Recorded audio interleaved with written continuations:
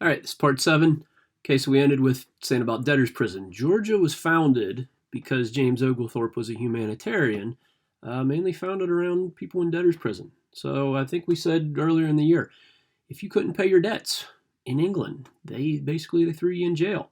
It was a different kind of jail. It wasn't, where murderers and psychos and that kind of stuff, where it was just people that couldn't pay their debts. But still, back then, prison and jail was not a place you really wanted to go. I think I've seen a statistic once, like more than 50% of people that went into jail didn't make it out alive because it was just such horrible conditions. You got fed very badly. A lot of people cramped in a tight little space. So diseases spread very quickly. You could be put in there and not let out for years. So it was not a great place to be put in. And I always said it was kind of stupid. How are you supposed to pay your debts? Get a job to work and pay back your debts if you were stuck in a debtor's prison. But I guess they had to really come up with one of these because enough people were, welching out on their debts and not paying their money back. And you were just expected that your friends or your family were supposed to come through and pay for you to get you out of debtor's prison. So the thing is, some of James Oglethorpe's good friends, I guess, had been put in debtor's prison and had died in debtor's prison from diseases and stuff. So he didn't like the idea of debtor's prison very much. All right, so what's he do? So he's granted the charter to start the new colony, and the purpose of the colony is going to be so that debtors and other poor people basically could have a fresh start over here in North America, over in the newest colony that was going to come around. All right, so here's what Oglethorpe offered. He went around to some of these debtors' prison and said, listen, you want to get out of debtor's prison and have your debt forgiven? And a lot of people said, well, it's either stay here and die or do that kind of thing.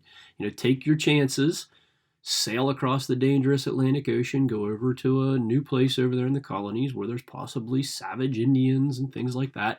But it was worth it to get out of debtor's prison. So he told him, he said, hey, listen, if you come over here and help get my colony going, help build an economy over there and things, here's what I'll give you. I'll pay to get you out of debtor's prison, and each one of you will get 50 acres to start a small little farm on.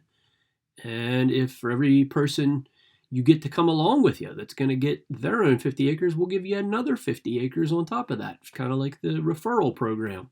So not only you get 50 acres, but you bring somebody else along, maybe your cousin or somebody wants to come along and start their own farm. So they'll get 50 acres, plus you'll be up to 100 acres now because you get an extra 50 for every debtor that you bring along. So it was kind of a good deal.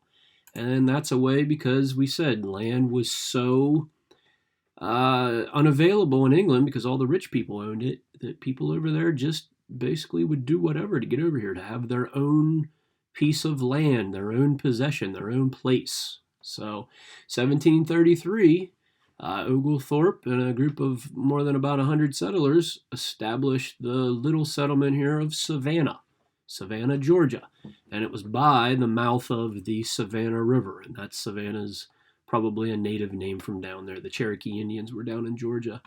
Okay, so they build this little establishment that's Savannah, that'll later become the great big city of Savannah, Georgia.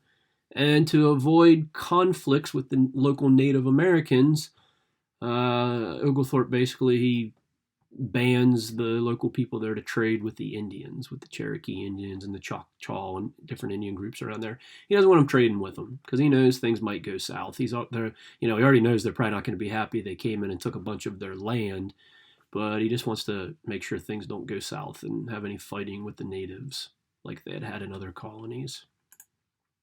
All right. Now, Oglethorpe also, kind of being the humanitarian, says, you know what, I don't agree with slavery. I don't like the practice of it. And so in our colony of Georgia, we're not going to allow slavery.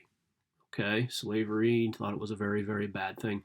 So as a result of that, there's no big plantations in the early part of Georgia, only smaller little farms, because these rich plantation owners aren't going to do the work for themselves. They would need a workforce, and that's why they would need slaves. So there's no slavery in Georgia for the first 21 years while it's a colony owned by them for the 21 years. Okay, but unfortunately in 1752 the 21 years is up and Georgia officially becomes a royal colony at that point. The king, I think it's like King George II still, I believe, says, hey, you guys did a good job, pat on the back, but guess what? Your 21 years is up and I'm taking over now. You did good and you made lots of money. Now I'm going to make lots of money. So he turns it into a royal colony. All right. And so now it's under the direct control of the King of England, not James Oglethorpe and his 19 other buddies, the trustees.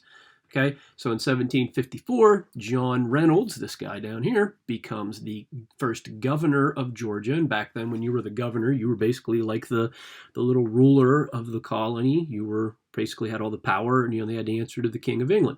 So Reynolds lets them set up a representative government, the legislature that we've talked about, where you elect people to have your government. Again, still probably rich, white, landowning males. And so this guy's the governor. He's got the most power. All right. And here's kind of what we're going to end on in Georgia. All right. Now, with the colony under royal control, under a royal charter like this, a royal colony, the king now says, all right, hey, I let it in my other colonies. I'm going to let it in this one. Go ahead and have slavery in Georgia. So after that 21 years, when Oglethorpe kind of loses control of it, the king says, all right, you can have slaves in Georgia now. So with that change, more and more slaves are brought in to work the larger plantations, the rice plantations, and then later on tobacco and cotton and things. And they start to prosper a lot more. So we're going to end on this slide. Okay, this is where the questions are going to end whenever you're answering questions. The next slide you can see here is we're going to start talking about the slave trade in the next set of videos. I'm not going to ask you questions on this lesson because it's kind of a rough one. I said it's rough for me to teach. It's rough for you guys to watch. There's some videos I want you to watch. But I'm not going to make you answer questions on the slavery part. So your questions will end here with whenever Georgia becomes a royal colony. Okay? So that's the end of video 7. So this is where you'll end answering questions.